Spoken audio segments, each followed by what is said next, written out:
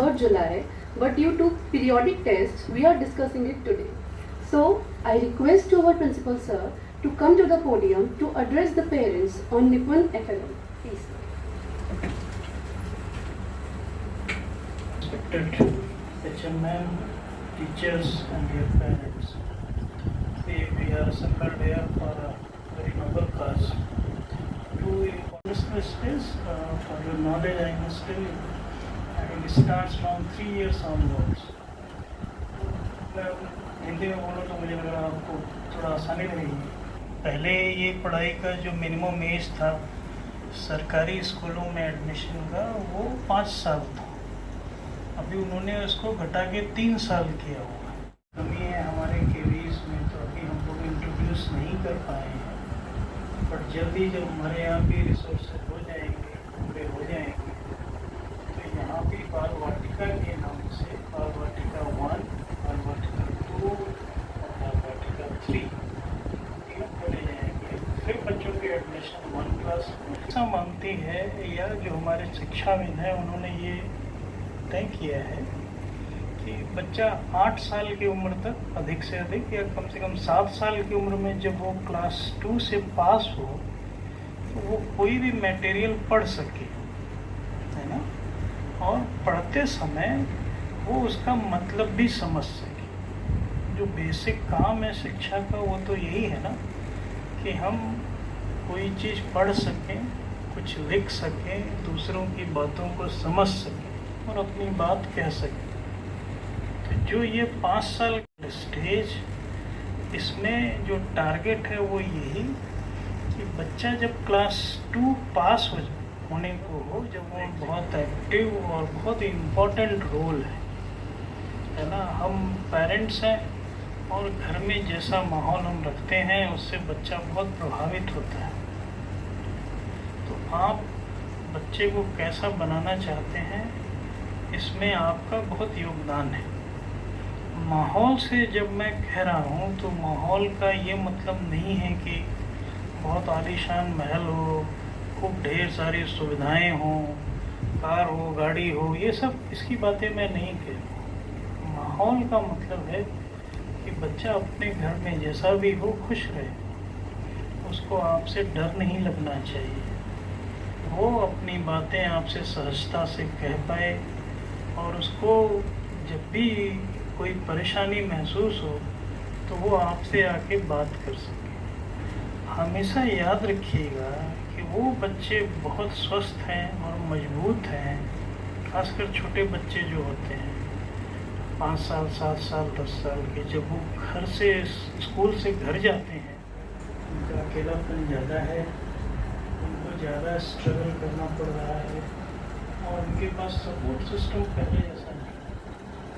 आप में से बहुत सारे लोग काफ़ी ठीक ठाक उम्र के हैं, तो आपको याद होगा कि आप ऐसे ही घूमते रह जाते थे गाँव में, कोई जल्दी पूछता नहीं था, किसी को इतनी चिंता नहीं होती थी कि आप कहाँ हैं।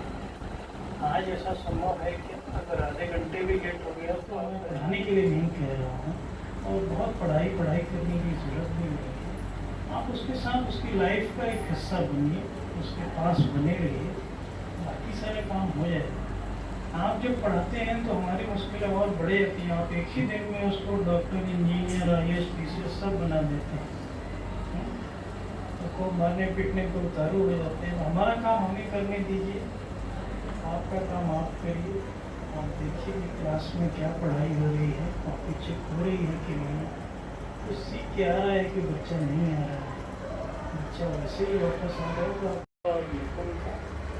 आप इसमें सहयोग करेंगे, प्रतिभागिता करेंगे, बच्चों की लाइफ का हिस्सा बनेंगे, थोड़ा उनको आज़ादी देते हैं, तो अच्छा है, बढ़िया stand. So I welcome you all once again here at this yoga, and hopefully I wish all the best for you and your work. Thank you. Thank you.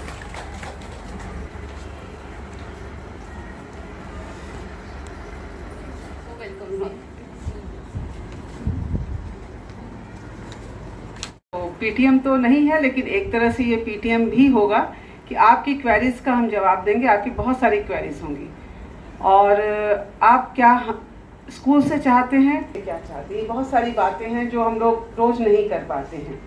तो आज एक दिन ये पेरेंट ओरिएंटेशन प्रोग्राम जो आज है, इसमें हम आपको ये बताना चाहेंगे कि हम विद्यालय की तरफ से, तो इस वजह से आज हमने क्लास वाइज, जैसे अभी 1A के बच्चों के पेरेंट्स हैं, इसके बाद 1B के बच्चों के पेरेंट्स आएंगे, इस तरह से करके 5 बजे तक हमारा कार्यक्रम चलेगा। और आप इस प्रोग्राम के बाद जो है आप क्लास टीचर से भी मिलकर बात कर सकते हैं। तो सबसे पहले तो मैं आपको बताऊं कि क्लास टीचर कौन है आपके बच्चों के।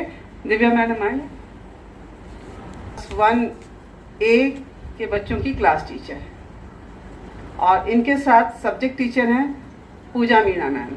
तो इनको पहचान लीजिए, कभी भी जब आप विद्यालय आएँ तो सब्जेक्ट के लिए आप इन दोनों टीचर से मिल सकते हैं।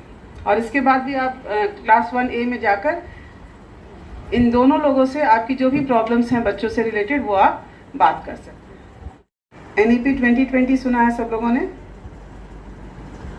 मालूम है? NEP 2020 ये नेशनल एजुकेशन पॉलिसी है, जिसके तहत जो पहले हमारे यहाँ क्लास 1 से बताया, HM मैडम ने भी बताया कि नेशनल एजुकेशन पॉलिसी में रीडिंग FLN का बहुत ही ज़्यादा इम्पोर्टेंस दिया गया है और दी जाती हैं। लेकिन बाद में कुछ समय के बाद ना ही बच्चा, जो एक मिशन है, जो एक लक्ष्य है, एक टारगेट दिया गया है, उस टारगेट में हम नहीं खड़े उतरते हैं। हम अपने को इसलिए बता रहे हैं कि हम एज अ टीचर, जब हमारा बच्चा रीडिंग विद अंडरस्टैंडिंग करने में उतनी दक्षता, उतनी कॉम्पिटेंट नहीं रहता है, और पढ़ाते चले गए, अगले दिन 4-5 दिन के लिए छुट्टी कर दी।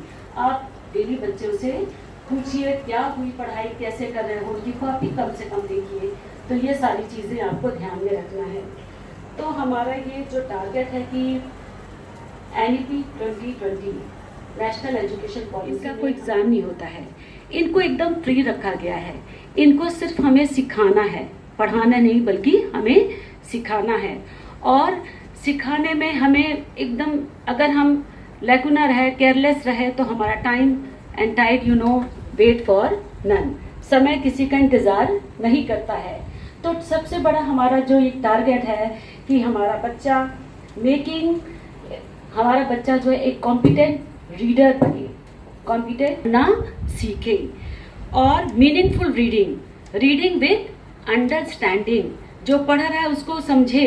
जैसे कि अब बच्चा जैसे कि रट कर आ रहा है तो वो नहीं पढ़, लेकिन सके, और विद अंडरस्टैंडिंग, ये हमारा टारगेट है। निपुण FLN का ये टारगेट है, रीडिंग विद अंडरस्टैंडिंग। तो हम अभी सिर्फ लिटरेसी की बात करेंगे।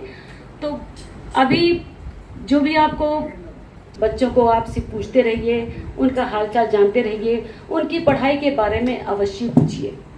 चले जाना है, हमें फाउंडेशनल लिखना है। उनको भिन्न भिन्न तरीके से हमारे यहाँ टीचर जो भी हम लोग हैं, हर तरह से संभव प्रयास से बच्चों को सारा आइडेंटिफिकेशन ऑफ लेटर्स बताएंगे। और इस तरह से कभी कभी क्या होता है, बच्चा ठीक से कोई लेटर नहीं बना पाता है, ना ही उसको friends and class teacher about her needs and surrounding. Second, talk about the print available in the classroom, recites rhymes, poems, songs with action, songs and poems with action।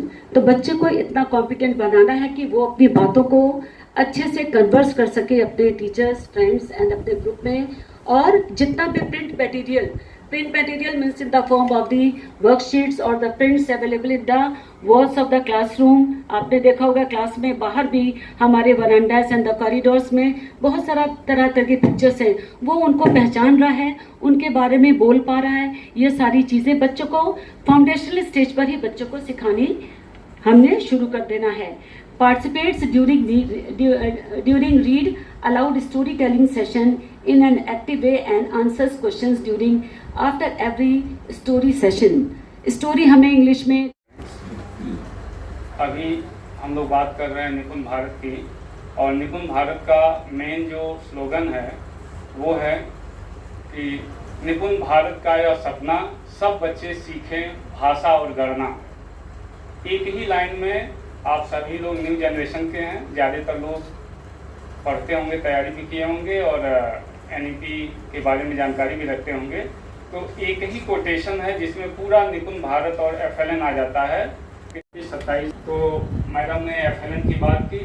अब बात आती है न्यूमरेसी की। बच्चे अगर भाषा सीख लेते हैं तो उसके बाद बच्चों के जो दैनिक जीवन में, उनकी व्यवहारिकता में जो मैथ्स का, जो गणित का, गणना का महत्व है वो बहुत पहले से ही चला आ रहा है।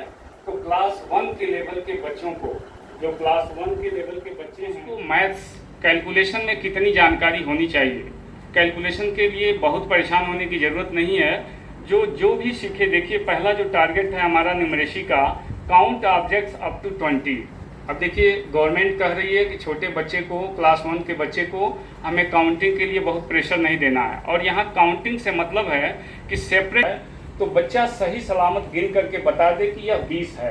हम 50 और 40, 30 और 60, 60 सेपरेट करके वो बता दे कि ये आइटम हमारे पास इस समय 17 चॉकलेट्स हैं। ये 20 तक अंडरस्टैंडिंग बच्चे की होनी चाहिए, क्योंकि होता क्या है कि बच्चा काउंटिंग करता है फ्लो में। तो वो अगर उसके पास अगर 8, 9, 10, कब उसका 10 आ गया और 7 अभी फिनिश भी नहीं हुआ, इसका मतलब ये हुआ कि करस्पॉन्डिंग ऑब्जेक्ट और वो नंबर की अंडरस्टैंडिंग सिखाते हैं। 2 1 2, 2 2 4, ऐसे सिखाते हैं ना बच्चे को। लेकिन वो है क्या?